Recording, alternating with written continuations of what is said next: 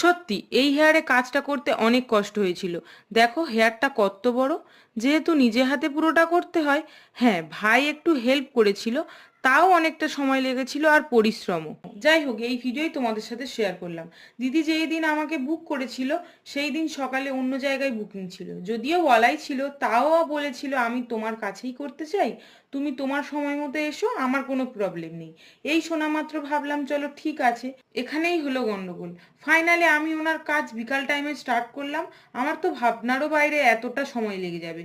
Booking ছিল smoothing, processing এর এখন হাফ। দেখো এখন হেয়ার কতটা স্ট্রেট লাগছে। শুধু সন্ধ্যা নয়, রাত্রে কাজটা শেষ হলো, যদিও অনেকটা রাত হয়েছিল। এই রাত্রে কাজ করার জন্য আমার কোনো রকম সমস্যা হয়নি। এটা যেহেতু আমার পরিচিত ছিল। কি বলতো, মানুষের শেখার কোনো শেষ নেই।